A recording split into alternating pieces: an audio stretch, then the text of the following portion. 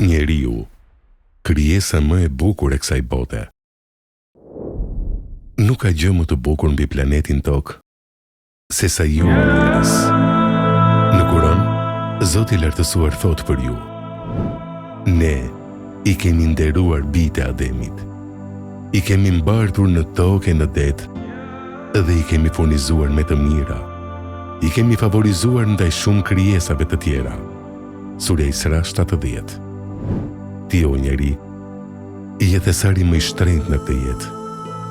Je më i shtrenjtë se sa xhevahiret e Floridit dhe Argjendit, se çdo krijesë tjetër. Ti je xhevahiri i këtij universi.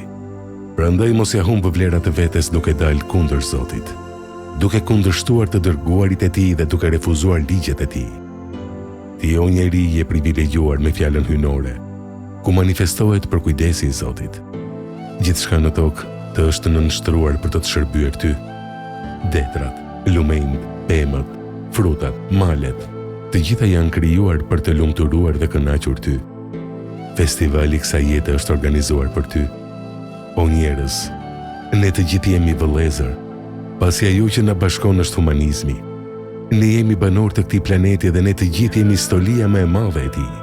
Poeti Ilja Ebumadi thoshte: njerëz të dashur, e bukur është kjo botë me ju, shëmtia s'ka vend, përderisa u shoh mbi tokë, këtu. E çfarë vlere do të kishte toka pa njerëz? Çfarë vlere ka pranvera nëse nuk rrethohesh nga njerëz? Prandaj edhe njerëzit thoshin më parë: një tokë pa njerëz nuk shkelet me këmbë. Edhe pse në parajs Ademi alayhis salam u mërzit krejt i vetëm, prandaj dhe Zoti i krijoi gruan Havan, me qëllim që tek ajo të gjej prehje. Ajo bë prehja e Ademit alayhis salam. Pallatet pa njerëz janë varre. Lulishtet pa njerëz janë shkretëtira. Udhëtimi pa njeri është merr. Jeta pa popull është një gremin. Prandaj dhe Zoti na e ka bërë obligim që të njihemi me njëri tjetrin, të bashkëpunojmë, të komunikojmë dhe të ngrejmë ura dialogu. O njerëz, ne u kemi krijuar nga një mashkull dhe një femër. U kemi bërë popull dhe fise që të njiheni. Më i fismi tek Zoti është më i devotshmi. Surja Huxhurat 13. Lidhur me interpretimin e që të njiheni, thuhet: që të njohni njëri tjetrin, të pranoni të drejtat karshi njëri tjetrit dhe të mos i bëni padrejtësi njëri tjetrit. Gjithashtu, thuhet se ka të bëjë me të bërit mirë ndaj njëri tjetrit, ta ndihmoni, ta vizitoni dhe ta motivoni njëri tjetrin.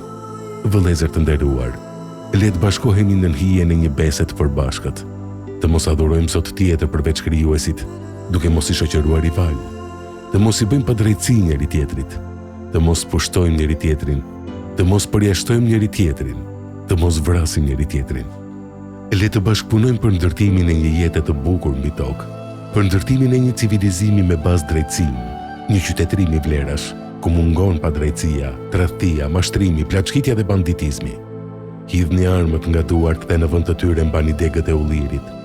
Zvendçoni bombat me bereqet, gjëmbat me trëndafila, hanxharët me lapsa, pushkët me libra.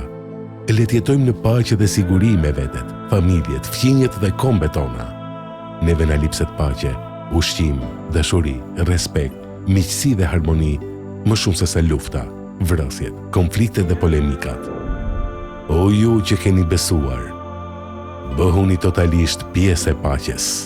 Surja Maide 8. Le të hymë në çadrën e paqes të gjithë. Islami erdhi për paqen. Përshëndetja e tij është paqe. Mesazhi i tij është paqe. Takimet tona fillojnë me paqe. Prandaj, paqja e Zotit, mëshira dhe begatitë e tij qofshin me të gjithë ju.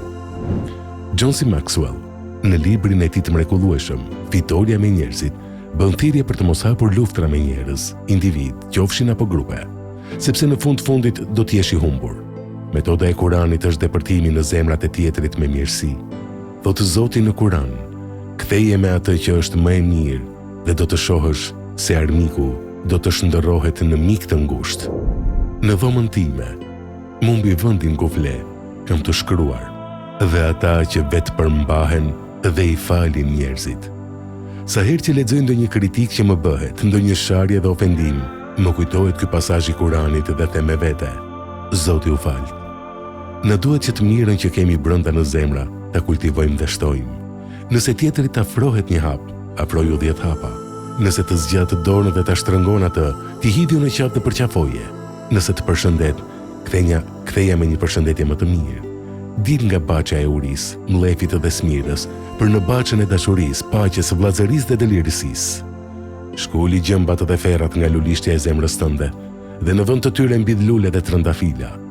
Sa herë që të ofendojnë dhe një mendje lehtë i thuaj, paqe, të vazhdo rrugën. Paqja është parajsa e Zotit mbi tokë. Është ajo ëndër e bukur njerëzore. Është besa e nderit mes individëve të shoqërisë njerëzore. Mu për këtë janë caktuar edhe çmime ndërkombëtare të mëdha për çdo që kontribuon në vendosjen e paqes dhe sigurisë në botë.